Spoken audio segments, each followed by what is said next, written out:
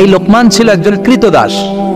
লোকমান ছিল একজন নিগ্রো লোক, কুচকুচে কালো, ঠোঁটগুলো পুরো, হাতগুলো লম্বা, কুচকুচে কালো। নিগ্রো মানুষ আপনারা দেখেছেন কি?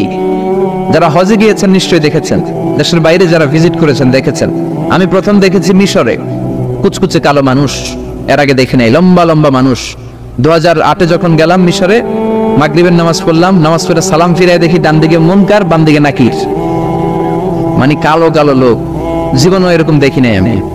104 দেশের ছাত্র একসাথে পড়তাম ওইখানে। প্রথম ওয়ালাদ-দাল্লিন সবাই কয় আমিন, আওয়াজ করে আমিন, অনেকে দিছে দৌড়। নতুন যারা বাংলাদেশে আওয়াজ শুনে ভয় পেয়ে গেছে, কি করবে না করবে। নতুন আমল যদি কেউ দেখে অনেকের মধ্যে এই অবস্থা ঘটে, ঠিক কিনা?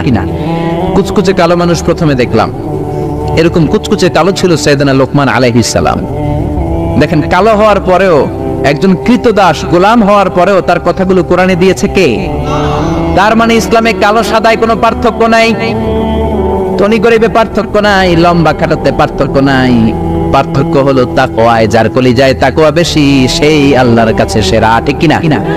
কিয়ামতের দিন কি প্রধানমন্ত্রীর জন্য আলাদা লাইন, প্রেসিডেন্টের জন্য, এমপির জন্য? কিয়ামতের দিন লাইন দুইটা। কয়টা? আসহাবুল ইয়ামিন, আসহাবুশ শিমাল। একটা হবে ডানপন্থী আর একটা বামপন্থী।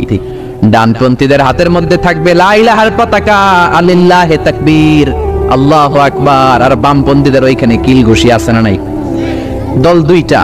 ওই দিন হবে আসল খেলা, ফাইনাল খেলা, ঠিক কি না? এজন্য ইসলাম বলে there is no difference between black and white, between upper and lower, between the richer section of the society and poorer section of the society, between the prime minister, member of the parliament and rickshaw puller, factory labor. Everyone is totally equal, 100% equal, completely equal in the eyes of Islam. চিল্লায় কোন ঠিক কি না? সাদায় কালায় পার্থক্য নাই, প্রধানমন্ত্রী কুলিওয়ালা ঠেলাওয়ালা রিকশাওয়ালায় পার্থক্য নাই। পার্থক্য হলো যার কলিজায় তাকওয়া বেশি সেই আল্লাহর কাছে সেরা। এজন্য লোকমান আলাইহিস সালামের কথাকে আল্লাহ সরাসরি কোট করতে একটু কুণ্ঠাবোধ করলেন, আল্লাহ তুলে দিলেন কথাগুলো। পেশায় ছিল রাখাল, পেশায় কি ছিল? সারাদিন ছাগল চড়াতো, রাতের বেলায় যখন ঘরে ফিরতো এলাকার মানুষগুলো এরকম বসতো ওনার কথা শোনার জন্য। মাগরিবের পরে হাজার হাজার লোক চলে আসতো এই রাখালের কথা শুনতে, কারণ আল্লাহ তাকে হিকমত দিয়েছে, প্রজ্ঞা দিয়েছে, বিবেক দিয়েছে, কমন সেন্স দিয়েছে। সাইয়েদনা লোকমানের কথা শোনার জন্য হাজার হাজার লোক হয়। লোকমানের মনিব ভাবে, ঘটনা কি? আমি হলাম ওর মনিব, আমার কাছে কেউ আসে না। আর এই লোকটা আমার কর্মচারী, কুচকুচে কালো দেখতে, তার কথা শোনার জন্য লোকের আসে কেন? লোকদের জিজ্ঞেস করলো তোমরা আসছো কেন? আপনার রাখাল ছেলের মাথার মধ্যে এত হিকমত, এত বুদ্ধি, তার কথাগুলো শোনার জন্য আমরা এসেছি। আমার এই রাখালের এত হিকমত, এত বুদ্ধি, দেখি তো কি হিকমত আছে। ডেকে আনলো একবার লোকমানকে, লোকমান তাআলা হুনা, এদিকে আসো। ইবনে জারীর আত-তাবারি ওনার তাফসীরের ভেতরে, তাফসীর ইবনে জারীর আত-তাবারি, এটার মধ্যে উনি লিখেছেন, উনি যে কত কিছু লিখেছেন, উনি একটা তারিখের গ্রন্থ, ইতিহাসের গ্রন্থ লিখেছেন, তারিখ আত-তাবারি। আলেম যারা আছেন বুঝবেন, উনি জীবনে যত পৃষ্ঠা লিখেছেন ওইটা দিয়ে যদি উনার জীবনের বয়সটারে ভাগ দেওয়া হয়, এভারেজে উনি দৈনিক প্রতিদিন লিখেছেন 85 পৃষ্ঠা। আমরা 85 পৃষ্ঠা তো পড়তেও পারি না। আপনি একদিনে 85 পৃষ্ঠা পড়ছেন কোনোদিন? উনি প্রতিদিন লিখতেন অন এভারেজ 85 পেজেস, 85 পৃষ্ঠা প্রতিদিন লিখতেন।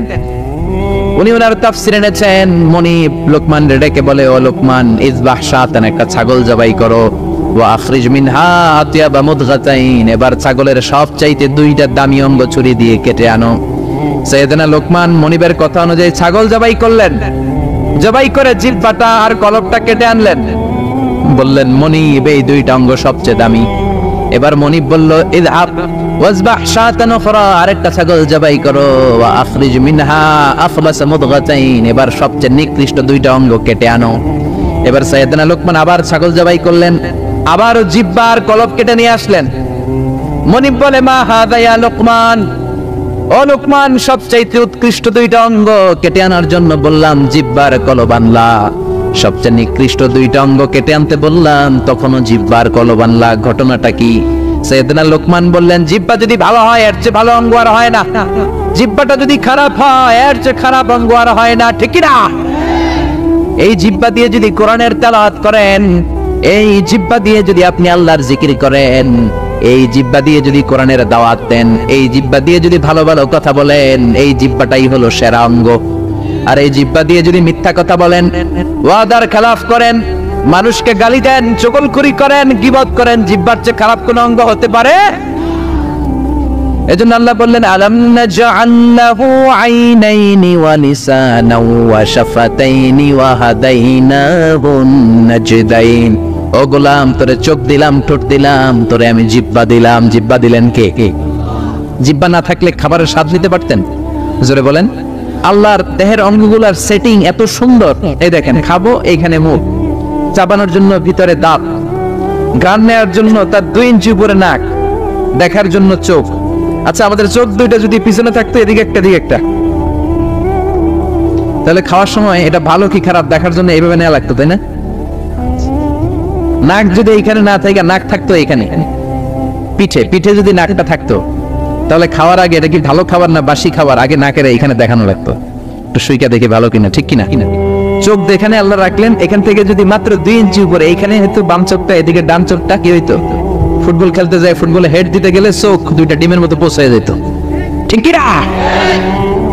কান দুইটা চমৎকার জায়গায় দিলেন, আপনি অবাক হয়ে যাবেন। আল্লাহর এই বডি মেকানিজম, হিউম্যান অ্যানাটমি নিয়ে যদি আপনি চিন্তা করেন, কিভাবে আল্লাহ ডিএনএ দিয়েছেন, ডাইঅক্সিরিবো নিউক্লিক অ্যাসিড, যেটা আমাদের প্রাণের ব্লুপ্রিন্ট, কোটি কোটি ডিএনএ।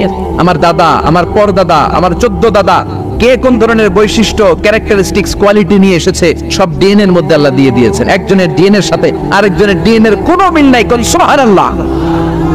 এমন ভাবে সেটিং করেছেন যেটা যেখানে দরকার। খেয়াল করে শুনেন, এই যে কানটা, এই কানটা যদি আল্লাহ এই বগলের নিচে দিত, আর এই ডান কানটা যদি এই বগলের নিচে দিত, আজকে আমার ওয়াজ শোনা লাগতো এইভাবে, ঠিক কিনা?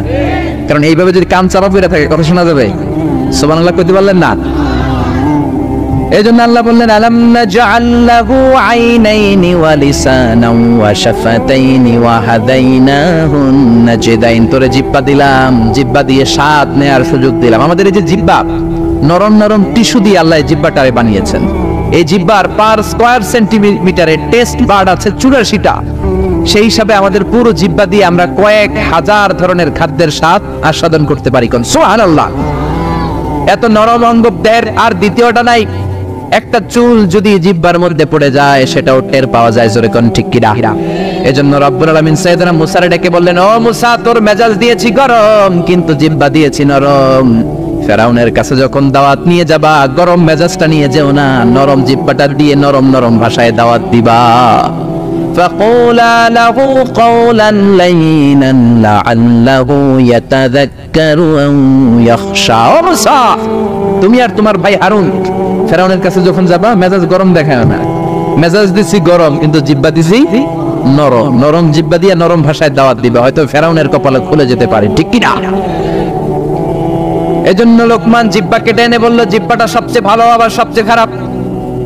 কলব কেটে এনে বলল, কলবটা সবচেয়ে ভালো সবচেয়ে খারাপ। কলবে যদি আপনি আল্লাহরে বসান, এই কলবের ভেতরে যদি আল্লাহরে জিকিরে বসান, এই কলবের মধ্যে যদি সবার জন্য ভালোবাসা থাকে, peace for all, love for all, no hatred for anyone, no jealous for anyone, কারোর জন্য ঘৃণা থাকবে না অন্তরে, সবার জন্য ভালোবাসা আছে না নাই?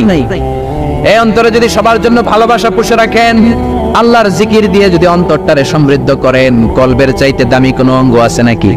এজন্য আল্লাহ বললেন, আলা বিযিকিরিল্লাহি তাতমাইন্নুল কুলুব। দুনিয়ার কোন জিনিস দিয়ে কলব ঠান্ডা হয় না, একমাত্র জিকির ছাড়া। লা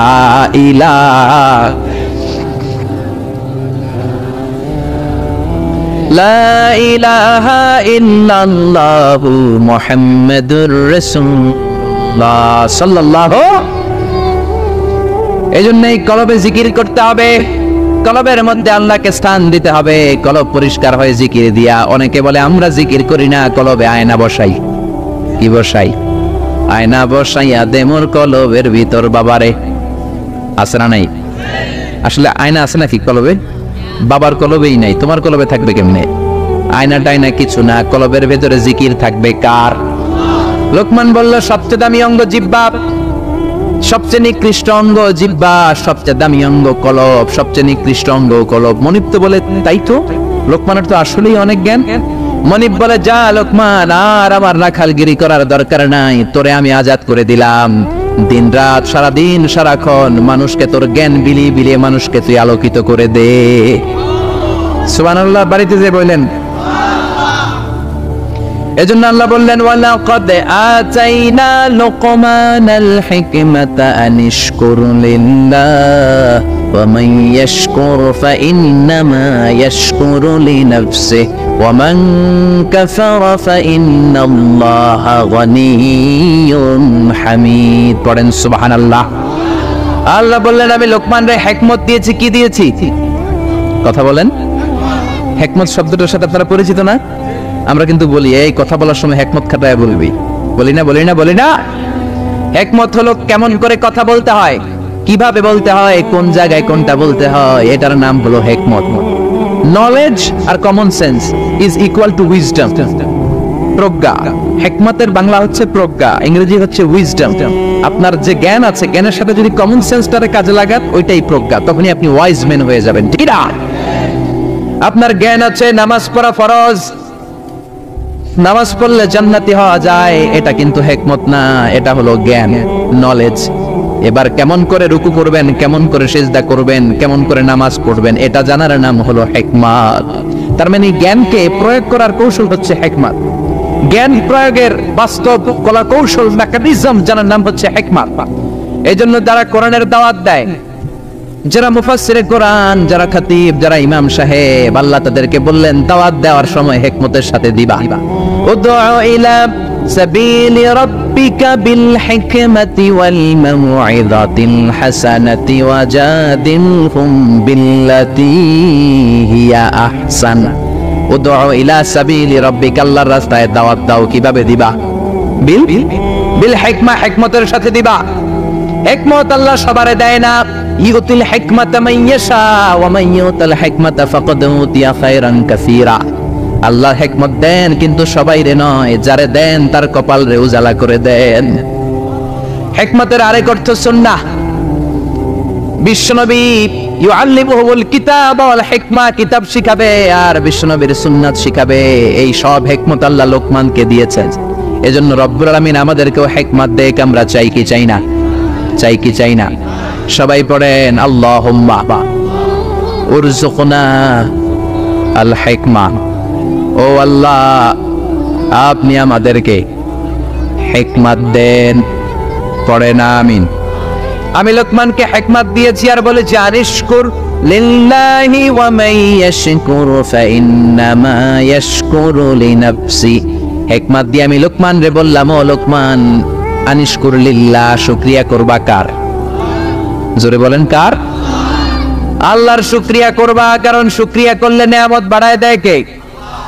শুকরিয়া না করলে নেয়ামত কেড়ে নেয় কে?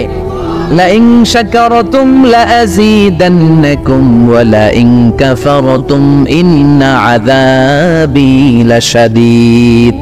ও বান্দা, যদি আমার নেয়ামতের শুকরিয়া করো, এই যে ভাত খাও, এই যে মাছ খাও, গোশত খাও, এই যে বাতাস নাক দিয়ে বাতাস নাও, এই যে প্রাণ ভরে তুমি পানি খাও, এই যে আমি নেয়ামত দিয়েছি, নেয়ামত গুলোর শুকরিয়া যদি করো, নেয়ামত বাড়ায় দিবে কে? আর যদি না শুকরি করো, জেনে রেখো আমার আযাব বড় কঠিন। ইন্না বাতশা রাব্বিকা লাশাদীদ। আমার পাকড়াও বড় কঠিন। আমি আল্লাহ সব সময় ধরি না, কিন্তু যখন ধরি তখন ধরে ধরে ধরে না ধরলে আল্লাহ। জোরে বলেন, ধরে ধরে ধরে না ধরলে আল্লাহ। সব সময় ধরি না, কিন্তু ধরলে সারি না। ফেরাউন রে ধরে না, কিন্তু যখন ধরছে তখন আর। নমরুদ রে ধরে না, কিন্তু যখন ধরছে মশার কামড় দিয়ে দুনিয়া থেকে শেষ। ফেরাউনকে সাগরের মধ্যে সুবানি খাওয়াইছে কে? আব্রাহার বাহিনীকে আবাবিল দিয়ে ধ্বংস করলো কে? আবার কাবা ভাঙতে এলে পাঠাও আবাবিল। দাও খোদা দাও আমায় আবার উমর দারাজ দিল। আল্লাহু আকবার। তার মানে সব সময় ধরে না, অনেক ছাড় দেয়। ফামা ইলিল কাফিরিন আমহিলহুম রুয়াইদা।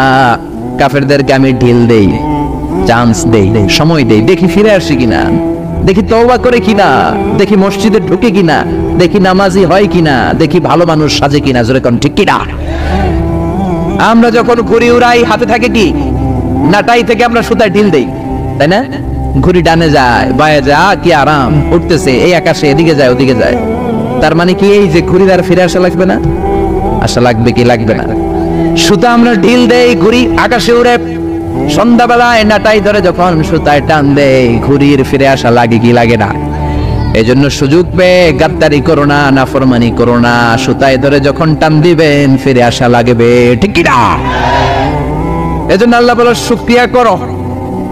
বললেন শুকরিয়া করে বাড়ায় দিব না, শুকরি করলে কেড়ে নিব।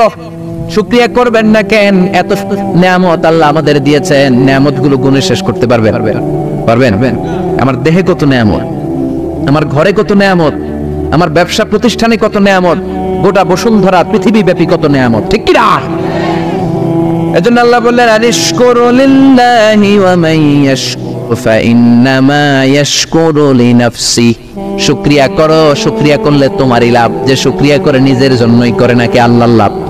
আমরা শুকরিয়া করলে আল্লাহর অনেক লাভ না? আল্লাহর ক্ষমতা অনেক বেড়ে যাবে আমরা শুকরিয়া করলে, বেড়ে যাবে। আল্লাহ বলে গোলাম, পৃথিবীর সবাই যদি মুত্তাকি হয়ে যাও, দুনিয়ার সবাই যদি নামাজি হয়ে যাও, আল্লাহর ওলি হয়ে যাও, আমার কোনো লাভ নাই, লাভ তোর। আর সবাই যদি কাফের হয়ে যাও, আমি আল্লাহর লস নাই, লস তোমার। জোরে কোন ঠিক কিনা? সহিহ মুসলিমের বর্ণনা, দুনিয়ার সবাই যদি কাফের হয়ে যায়, মুশরিক হয়ে যায়, আমি আল্লাহর ক্ষমতার 1 ইঞ্চিও কমবে না। সবাই যদি জিকির করে ওলি হয়ে যায়, আমি আল্লাহর ক্ষমতার 1 ইঞ্চিও বাড়বে। লাভ লস কার? কয় আল্লাহর। লাভ লস কার? কার? আরো জোরে সবাই বলেন।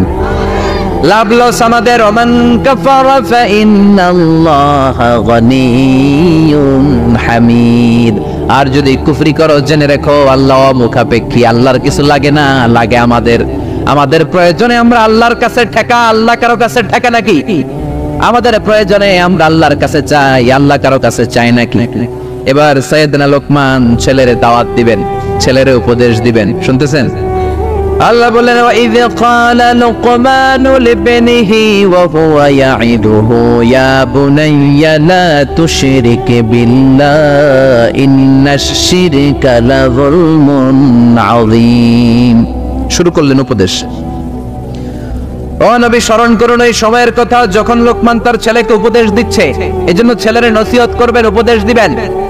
বিবিকে নসিহত করবেন। কোরআনে আল্লাহ বলেছে ফাইদুহুন্না, বিবিরে ওয়াজ করো। আমরা ওয়াজ করতে চাই না, ফ্যামিলি মিটিং নাই, ছেলেদেরকে আমরা কিছু বলি না, ছেলেদেরকে উপদেশ দিবেন। লোকমান বলল ইয়া বুনাইয়া, ও আমার বাজান, ও আমার কলিজার টুকরা সন্তান। আদর করে বলবেন, তমুক দিবেন না, হারামজাদা, গোলামের পোলা গোলাম, নামাজ পড়ছ না, আজকে তোর একদিন কি আমার একদিন। পোলাই কেবল ঠিক আছে, আজকে আমনের একদিন, আরেকদিন আমার, ঠিক না? কাজ হবে না। নরম ভাষায় দরদ নিয়ে বলবেন। হৃদয় নিংড়ানো দরদ নিয়ে কোনো কথা বললে ওই কথাটা আরেকজনের হৃদয় স্পর্শ করে, ঠিক কি না? এজন্য দাওয়াতের ভাষা হতে হবে খুব হৃদয় স্পর্শী, নসিহত হতে হবে খুব কোমল ভাষার। অনেকে নসিহত করে মনে হয় যে আমার কিলাই বানানো আছে না, নেই, এটা তো নসিহত না, এটা ঝগড়া। বাবা ছেলের ডাক দিল ইয়া বুনাইয়া, ও আমার বাজান, ও আমার কলিজার টুকরা, ও আমার বৎস, ও আমার সন্তান, ও আমার কলিজার টুকরা, এরকম দরদ মাখা কণ্ঠে, ও আমার বাজান, ও আমার সন্তান, এভাবে ডাক দেখ। কলিজার টুকরা সন্তান বলে প্রথম উপদেশ দিচ্ছে লা তুশরিক বিল্লাহি ইন্নাশ শিরকা লাযুলমুন আযীম। ও আমার কলিজার টুকরা সন্তান, শিরক করো না। কি করো না? সবাই বলেন কি করো না? শিরক করো না, কারণ ইন্নাশ শিরকা লাযুলমুন আযীম, শিরক হলো বড় জুলুম। কারণ এই জুলুমটা কোনো মানুষের উপর জুলুম নয়, এই জুলুমটা কার উপর? যে আল্লাহ রিজিক দেয়, আল্লাহর না মাইনা আরেকজন রে মানেন, আপনি মুমিন না মুশরিক? যে আল্লাহ আপনার স্রষ্টা, তার ইবাদত না করে আরেকজনের ইবাদত করেন, আপনি মুমিন না মুশরিক? এজন্য বললেন লা তুশরিক বিল্লাহ, শিরক করো না। খেয়াল করবেন, সবচেয়ে জরুরি জিনিস আগে বলতে হয়, এই জিনিসটা অনেক জরুরি। শিরক কিন্তু অনেক ভয়ঙ্কর। শিরক হচ্ছে ভয়ঙ্কর ঈমান বিধ্বংসী মারণাস্ত্র। এই শিরক যদি আপনি করে ফেলেন, আপনার সব শেষ। এজন্য প্রথমে শিরকের কথা বললেন। শিরক হলো ঈমান বিধ্বংসী মারণাস্ত্র, এইডসের চেয়ে ভয়ঙ্কর, ক্যান্সারের চেয়ে ভয়ঙ্কর। ক্যান্সারের অ্যান্সার আছে, শিরকের কোনো অ্যান্সার নাই, ঠিক কিনা? বিশ্বনবী বললেন আখফা মিন দাবিবিন নামাল, পিঁপড়ার চেয়েও গুটি গুটি পায়ে তোমার দেহের ভেতরে শিরক নামক ভাইরাস ঢুকে তোমার ঈমানকে সারকার করে দিবে, ঠিক কি না? এজন্য কখনোই কোনোভাবে শিরক করা যাবে। আমরা যখন নামাজে দাঁড়াই আল্লাহ বলে নামাজ পড়ে পড়িস, আগে বল শিরক করস কিনা। আমরা বলি ওয়াজ্জাহাতু ওয়াজহিয়া লিল্লাযী ফাতারাস সামাওয়াতি ওয়াল আরদা হানিফাও ওয়া মা আনা মিনাল মুশরিকিন। আমরা বলি ও আল্লাহ ওয়া মা আনা মিনাল মুশরিকিন, আমরা শিরক করি। আবার যখন আমরা হজ করতে যাই, ইজার পরে রিদা পরে হজের জন্য যাই, আল্লাহ বলে হজ পরে করিস, আগে বল শিরক করস কিনা। আমরা বলি লাব্বাইক আল্লাহুম্মা লাব্বাইক লাব্বাইক লা শারীকা লাক লাব্বাইক, ও আল্লাহ কোনো শরীক করি না, কোনো শিরক করি না, কোন সুবহানাল্লাহ। এজন্য আল্লাহ বললেন ইন্নাল্লাহা লা ইয়াগফিরু আন ইউশরাকা বিহি ওয়া ইয়াগফিরু মা দুনা যালিকা লিমান ইয়াশা। আল্লাহ চাইলে সব গুনাহ ক্ষমা করে দিতে পারেন, শুধু শিরকের গুনাহ ছাড়া। কোন গুনাহ ছাড়া? আরো জোরে বলেন। আল্লাহ সব গুনাহ মাফ করেন, কিন্তু শিরকের গুনাহ মাফ করেন। এজন্য হাদিসে কুদসিতে আল্লাহ বললেন, পাহাড় পরিমাণ গুনাহ নিয়ে যদি কিয়ামতের দিন আমার সামনে হাজির হয়ে যাও, ওই গুনার মধ্যে যদি শিরকের গুনাহ না থাকে, আমি আল্লাহ পাহাড় পরিমাণ ক্ষমার দয়া নিয়ে তোর কাছে হাজির হয়ে যাব। পাহাড় পরিমাণ গুনাহ, এই গুনার ভিতরে শিরকের গুনাহ নাই, তাহলে পাহাড় পরিমাণ ক্ষমা নিয়ে আমাদের কাছে হাজির হয়ে যাবে কে? এজন্য আল্লাহ ফরমান লা ইন আশরাকতা লা ইয়াহবাতান্না আমালুকা ওয়া লা তাকুনান্না মিনাল খাসিরিন। যদি কোনো ক্রমে শিরক করে ফেলো, তোমার সব আমলগুলো বাতিল করে দিবে কে? এজন্য শিরক করা যাবে? শিরক মানে আল্লাহর সমকক্ষ কাউরে মনে করা, আল্লাহর অংশীদার স্থাপন করা, আল্লাহর নামে কাউরে ডাকা, আল্লাহর মতো কাউরে খোতাবান মনে করা, এটা হচ্ছে শিরক। বুঝতে পেরেছেন? এজন্য প্রথমে ছেলেরা বললেন লা তুশরিক বিল্লাহ, আল্লাহর সাথে শিরক করবা না। শিরক হলো বড় অপরাধ, শিরক হলো মহা পাপ, সব পাপের বাবা। এটা হচ্ছে শিরক। এটা কি? শিরক করা যাবে? শিরক তিন ধরনের। কথাগুলো কঠিন, সহজে বুঝালে বুঝবেন। সহজ করে কইতে আমায় কহজে, সহজ করে যায় না কওয়া সহজে। সহজ করে বুঝাচ্ছি, কিন্তু মনোযোগ দিয়ে শুনতে হবে। শুনতেছেন তো?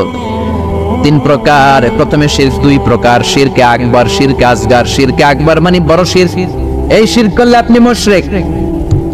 আবার নতুন করে কালিমা পড়তে হবে। এটা তিন ধরনের। শিরক ফির রুবুবিয়্যা, রব হিসেবে মানতে হবে একজনকে। তিনি কে? আল্লাহর ছাড়া যদি অন্য কাউরে রব মানেন, আপনি মুমিন না মুশরিক।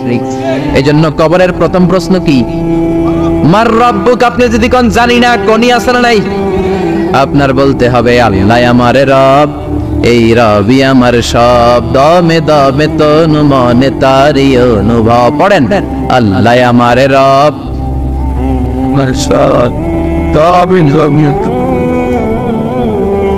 আশিরকু ফির রুবুবিয়্যা। রবের নামে যদি শিরক করেন, ফেরাউন বলেছিল আনা রব্বুকুমুল আ'লা, আমি বড় রব, আমি বড় খোদা। আল্লাহ কয় তুই হুদা। এজন্য সাগরের মধ্যে চুবাইছে কে? এজন্য আল্লাহ ছাড়া কাউরে কোনোদিন রব মানা যাবে? দুই নাম্বার শিরকু ফিল উবুদিয়্যা, ইবাদত হবে একজনের। তিনি কে? এখন আপনি মসজিদেও যে আল্লাহরে সেজদা দেন, আবার দরগায় যে মাজারে যেও আপনি সেজদা দেন, আপনি মুমিন না মুশরিক? মাজারে যে অনেক মহিলারা সেজদা দেয়, আছে না নাই? কয় ছেলের জন্য বাবার কাছে গেছি, বাবার দরবারে যায়, বাবা নাকি ছেলে দিব। মাজারে গেলে বলে ছেলে পাওয়া যায়। আচ্ছা, কুত্তার যে বাচ্চা হয়, কুত্তা কোন দরবারে গেছিল? হ্যাঁ? ছাগলের যে বাচ্চা হয়, ছাগলে কোন মাজারে যায়? গাবি যে প্রতি বছর বাছুর দেয়, গাবি কোন বাবার দরবারে যায় বাচ্চা পাইলো? কথা কি বুঝেন? একটু বিবেক খাটান। এই যে কুকুরের বাচ্চা হয়, ছাগলের বাচ্চা, এরা তো কোনো মাজারে যে মানত করলো না, এদেরকে বাচ্চা দিল কে? তো কুকুররে আল্লাহ বাচ্চা দিতে পারলে কি আপনারা দিতে পারে না? ইয়াহাবু লিমান ইয়াশাউ ইনাসা ওয়া ইয়াহাবু লিমান ইয়াশাউ যুকুর আও ইউযাওইজুহুম যুকরানা ওয়া ইনাসা ওয়া ইয়াজআলু মান ইয়াশাউ আকীমা ইন্নাহু আলিমুন কাদির। তিনি যাকে চান তাকে ছেলে দেন, আবার যাকে চান তাকে মেয়ে দেন, আবার যাকে চান তারে ছেলেও দেন মেয়েও দেন, আবার যাকে চান ছেলেও দেন না মেয়েও দেন না। তিনি কে? এজন্য ছেলে মেয়ে যদি চাইতে হয়, চাবেন কার কাছে? তিন নম্বরে আশিরকু ফিল আসমাই ওয়াস সিফাত, আল্লাহর সিফাতি নাম যদি কারো সাথে লাগান। আমার আল্লাহর নাম হলো গৌসুল আজম, মানে মহান সাহায্যকারী। এখন আব্দুল কাদের জিলানীরে যদি বলেন গাউসে পাক, আপনি মুমিন না মুশরিক? খবরদার। আল্লাহ হচ্ছে গাউসুল আজম। আল্লাহ কে? গাউসুল আজম, এটা আল্লাহর নাম। আল গাউস আল আযম। আব্দুল কাদের জিলানী অনেক বড় আল্লাহর ওলি ছিলেন। ওলিরে ওলি বলে ডাকবেন? ওলিরে আল্লাহর নাম দিয়ে ডাকা যাবে? আব্দুল কাদের জিলানী শুধু ওলি ছিলেন না, মুজাহিদ ছিলেন। মুফতাকির বিল্লাহ ছিল ওনার সময়ের প্রেসিডেন্ট। ওই প্রেসিডেন্টের ঘুষাইয়া কাপা ভাঙ্গা দিছে, পিটায়া করে সুলতানাত মাটির সাথে মিশিয়ে দিয়েছে। আব্দুল কাদের জিলানী বাগদাদে 400 মাদ্রাসা প্রতিষ্ঠা করেছে। ওনার এলপি খেদমত নিয়ে কথা নাই, ওনার জিহাদি জীবন নিয়ে কথা নাই। খালি কথা ফু দিলে বলে পানি আগুন হয়ে যায়, আগুন পানি হয়ে যায়। কপাল পোড়া, ঠিক কিনা? খাজা মাইনুদ্দিন চিশতি রাহিমাহুল্লাহ অনেক বড় আল্লাহর ওলি ছিলেন। তার চেয়ে বড় পরিচয় হলো মুজাহিদ ছিলেন। পৃথ্বীরাজের সিংহাসন হিন্দুস্তানে লাথি মেরে উড়িয়ে হিন্দুস্তানের মতো জায়গার মধ্যে কালিমার পতাকা গেড়েছেন, ঠিক কিনা? এই ওয়াজগুলো করে না, শুধু বলে ফু দিয়া এটা করছে, জায়নামাজ বিছাইয়া সাগর পার হইছে, খালি এই ওয়াজ করে। আর এক একজন মুজাহিদ ছিলেন, আর এক একজন স্ট্রাগল করেছেন, অন্যায়ের বিরুদ্ধে জিহাদ করেছেন। চিল্লায় বলেন ঠিক কিনা? এজন্য খবরদার, আল্লাহর নামের সাথে আল্লাহর মতো করে কাউরে ডাকা যাবে না, কোন ধরনের শিরক করা যাবে না। এটা গেল শিরকে আকবার। এবার আসুন শিরকে আসগর। শিরকে আসগর হচ্ছে ছোট শিরক। কি শিরক? কথা বলেন। এটা করলে আপনি সাথে সাথে মুশরিক হবেন না, কিন্তু কবিরা গুনাহ হবে। আপনাকে তওবা করে ক্ষমা চাইতে হবে। চিল্লায় বলেন ঠিক কিনা? ছোট শিরকের মধ্যে 1 নাম্বার হলো রিয়া, সব লোক দেখানো। নামাজ পড়তে হবে একজনের জন্য, তিনি কে? এখন যদি আপনি লোক দেখানো নামাজ পড়েন, আপনি শিরক করে ফেললেন। বিষ্ণু বলেন, আমি আমার মৃত্যুর পরে তোমাদের ব্যাপারে সবচেয়ে যেই জিনিসটার আমি নবী ভয় পাই, সেটা হলো আর রিয়া, ছোট শিরক। মানুষ লোক দেখানোর জন্য কাজ করে। হজ করেছে, নামের আগে হাজি না লেখলে উনি সাইদটা ওড়ে, আছে না নাই? তো আপনি হজ করছেন কি আলহাজ লাগানোর জন্য? তো আপনি তো নামাজও পড়েন, নামের আগে মুসল্লি লাগান না কেন? আপনার নাম হবে আল মুসল্লি, আস-সাইম, আল মুজাক্কি, আল হাজ কুতুবউদ্দিন। কারণ আপনি নামাজ পড়েন, আপনি যাকাত দেন, আপনি রোজা রাখেন, শুধু হজটা লাগান কেন? কপাল পোড়া। হজ করেছেন আল্লাহর জন্য, খবরদার কোনোদিন নামের আগে আল হাজ লাগাবেন না। লাগাবেন? হজ করেছেন কারে দেখাইতে? কার খুশির জন্য? তো আপনি যে হজ করছেন, আপনি যে নামাজ পড়েন, আপনি যে তাহাজ্জুদে উঠে কাঁদেন, এটা নামের আগে লাগান কেন? আমলগুলো বাতিল হয়ে যাবে। রিয়া সব শেষ করে দেয়। জাহান্নামের অতল গহ্বরে একটা জায়গা আছে, ওই জায়গাটার আগুনের এত তেজ, খোদ জাহান্নাম ওই জায়গা থেকে 70 বার দিনে পানা চায়। সাহাবারা বললেন, ওই জায়গায় কারা যাবে? বিষ্ণু বললেন, যারা লোক দেখানো আমল করবে তারা যাবে। এজন্য রিয়া করা যাবে? কয়টা বলবো? শিরকুল আসগার অনেক। তারপরে আছে আল হালাফ বিগাইরি ইসমিল্লাহ, আল্লাহ ছাড়া অন্য কারো নামে কিরা কাটা। আমাদের দেশে এগুলো আছে না নেই? কয় মাথার কসম, টুপির কসম, বিদ্যার কসম, মায়ের দুধের কসম, মসজিদের কসম, কোরআনের কসম, কোনো কিছুর নামে কসম কাটা যাবে না একজনের নাম ছাড়া। তিনি কে? মান কানা হালিফান বিল্লাহ লা মুহালাতা। যদি আপনার কসম কাটতেই হয় কোন কাজে, একজনের নামে কাটবেন, তিনি কে? আপনি বলবেন আল্লাহর কসম। আবার বারবার যারা কসম কাটে তাদের মধ্যে নেফাকি আছে। বারবার নয়, কোন একটা বিষয়কে এমফাসাইজ করার জন্য, গুরুত্ব বোঝানোর জন্য অনেক সময় কসম কাটা লাগে না? বিচারের সালিশে অনেক বিষয়ে কসম কাটা লাগে, তাকিদ দেওয়ার জন্য। তখন আপনি কসম কাটবেন একজনের নামে, তিনি কে?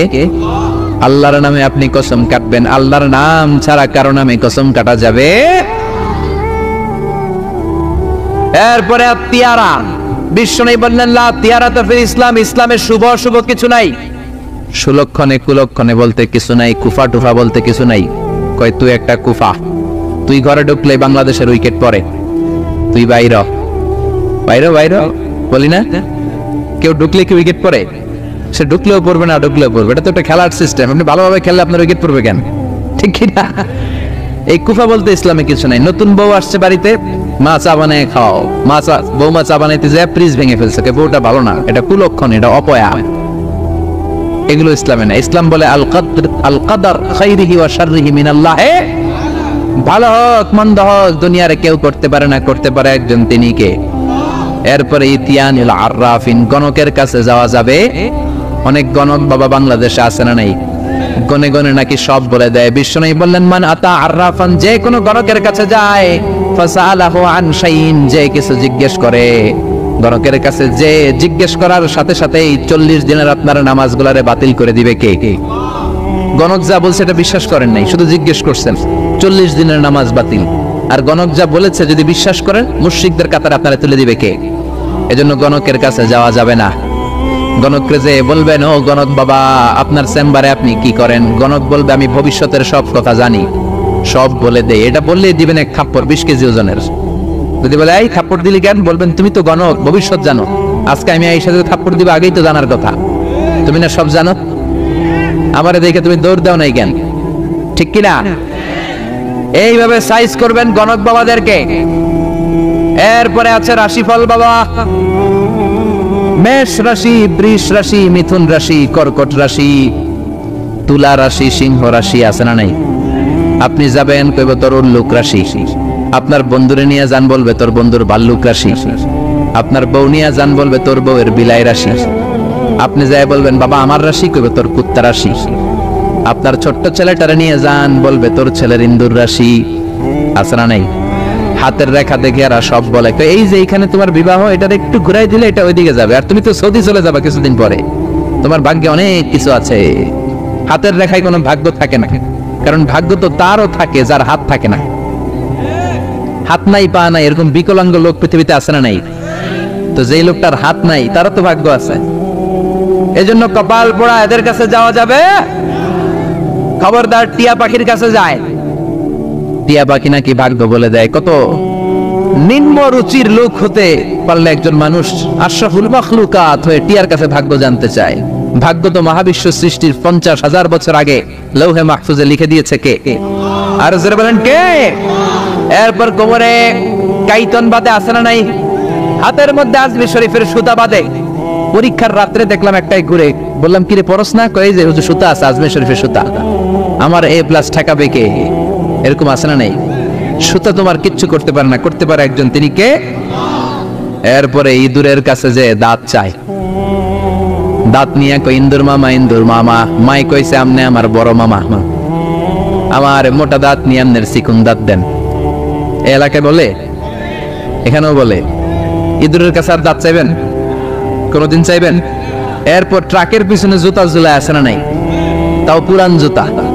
দেখবেন রাত্রেবেলা ট্রাকের পিছনে সব পুরান জুতা। একটা ধরলাম, কিরে পুরান জুতা কেন? হুজুর চোখ লাগে, বদনজর, মুখ লাগে। তো কি লাভ? কই যেটা মুখ লাগাইছে ওটার গালে যায় আমার সিরা জুতা পড়ছে। কপাল পোড়া। তুমি ট্রাককে হেফাজতের জন্য জুতার উপর তাওয়াক্কুল করেছো, আল্লাহর উপর তাওয়াক্কুল করো নাই, তুমি মুশরিক। জোরে কোন ঠিক কিনা? এরপরে মাজার দেখলে ড্রাইভার ভাইরা গাড়ি স্লো করে কি করে না? মাজারের দিকে এরকম করে, আছে না নাই? কিরে স্লো করলি কেন? কয় বাবার মাজার, বাবায় অনেক গরম, গাড়ি আমার উল্টায় দিবে। জোরে চালাইলে গাড়ি উল্টায় দিলে দুর্ঘটনা হয়, মানুষ মারা যায়। যে লোক কবরে শুইয়া মানুষ মারে, ওইটা আল্লাহর ওলি নাকি ডাকাই? ওটা তো অনেক বড় সন্ত্রাস, ঠিক কিনা? এরপর বাচ্চাদের কপালে কালো টিপ আছে না নাই? আমি আমার বাড়িতে আমার পুরাতন একটা অ্যালবাম ঘাটতে শুরু করলাম। ঘাটতে ঘাটতে দেখি আমার বয়স যখন 4, তখন আমার একটা ছবি, ওইখানে আমার কপালেও কালো টিপ দেওয়া। আম্মারে ধরলাম, কালো টিপ দিলা কেন? কই তোর নানি কইছে। নানিরে ধরলাম, তুমি কইছো কেন? কই তোর বড় আম্মা কইছে, ওই বেডি আর বাইসা নাইস, আর ধরতেও পারি নাইস। এই জন্য এগুলো করা যাবে। এই কালো টিপ দিবেন না। সূরা ফালাক নাস করে ফু দিবেন, সুস্থ করে দিবে কে? তারপরে কয় পরীক্ষার সকালে ডিম খাবি না, পরীক্ষায় ডিম পাবি। আপনাদের এলাকায় বলে? বলে? আহা, এটা ভুয়া কথা। আমি তো সবসময় পরীক্ষার দিন সকালে ডিম খাইতাম আর ফার্স্ট হয়ে যেতাম। এই যে মিশরের পরীক্ষায় যখন দিলাম, ডিম খেয়ে গেছি, ফার্স্ট হয়ে গেছি। ডিম খেলে ফার্স্ট হয়ে যাবেন? ডিম খেলে পরীক্ষায় ডিম পাবে, এটা ভুয়া কথা। এরপরে কয় জট কলা খাইস না, জমজ বলাইব। আছে না নাই? জমজ হলে তো ভালো, 2 বারের কষ্ট একবারে সারলো। 2 বার বউয়ের কষ্ট কমে গেল। 10 মাস 2 বছর কত কষ্ট, 2 বার পেট কাটো। আর জামাইয়ের টাকা খরচ, সিজারের টাকা, আছে না নাই? তো একবারে যদি হয়ে যায়, কষ্ট কমে গেল না? কপাল পোড়া। জট কলা দেখে দেখে খাইবেন, বাইসা বাইসা খাইবেন, কিচ্ছু হবে না। সুবহানাল্লাহ। এরপরে বলে, তোর যদি হাত চুলকায় তাহলে তোর টাকা আসবে, বলে না? আসলে কি আসে? টাকা আসে? আসে না। ধনী বানায় কে? গরিব বানায় কে? আবার মাথায় যদি 2 গিট থাকে, 2টা গিট থাকে, কয় তোর 2 বিয়া আছে না নাই? মুসলমান এগুলোতে বিশ্বাস করতে পারে। এজন্য লোকমান বললেন, লা তুশরিক বিল্লাহি ইন্নাশ শিরকা লাযুলমুন আযীম। খবরদার শিরক করো না, শিরক বড় অপরাধ। 1 নাম্বার উপদেশ শেষ। 2 নাম্বার, ইয়া বুনাইয়া ইন্নাহা ইন তাকু মিসকালা হাববাতিন মিন খারদালিন ফাতাকুন ফি সাখারাতিন আও ফিস সামাওয়াতি আও ফিল আরদি ইয়াতি বিহাল্লাহ ইন্নাল্লাহা লাতীফুন খাবীর। প্রথম উপদেশ দিলেন, বাবা শিরক করিস না, শিরক বড় পাপ, সব পাপের বাপ। ক্যান্সারের অ্যান্সার আছে, শিরকের কোনো অ্যান্সার।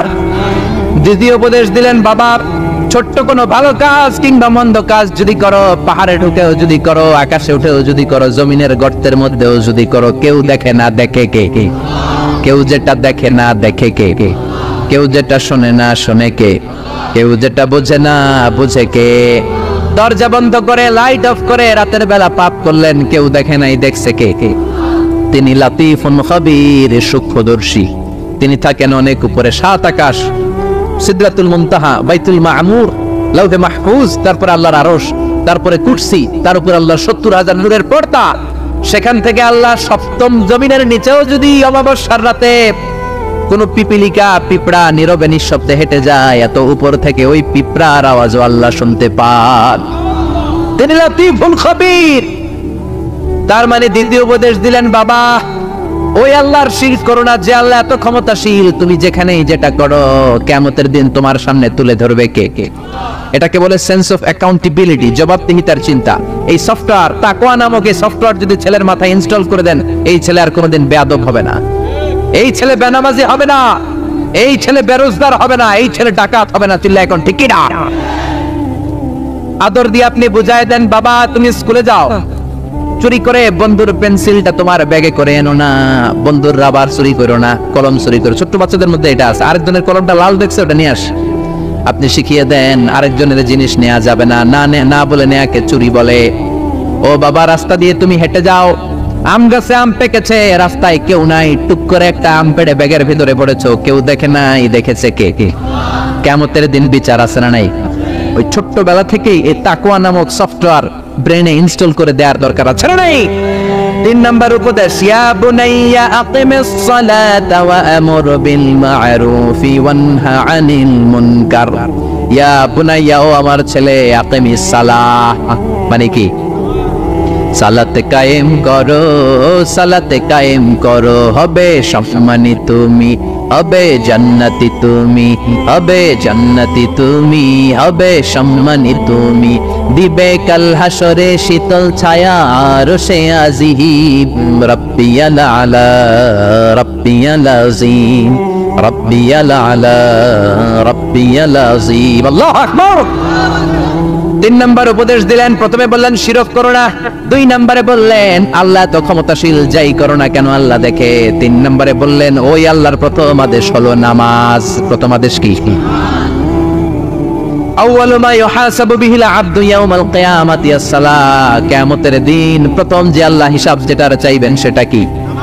নামাজের হিসাব যদি সহজ হয় সব সহজ করবে কে? নামাজের হিসাব কঠিন হলে কঠিন করবে কে? এজন্য বিশ্বনবী বললেন ওয়ারুসবিয়ানাকুম বিস-সালাতি হুম 7 সিনিন। ছেলের বয়স যখন 10 বছর নামাজের আদেশ দাও, আর ছেলের বয়স যখন 7 বছর নামাজের আদেশ দাও। 10 বছর হলে নামাজের জন্য শাসন করো, ঠিক কি না? 7 বছরে আদেশ করবেন, সাথে সাথে নিয়ে যাবেন। 10 বছরে নামাজ না পড়লে শাসন করবেন, চোখ গরম করবেন, রক্তচক্ষু দেখাবেন, প্রয়োজনে পিটাবেন, তারপরেও নামাজে নেয়ার দরকার আছে না নাই?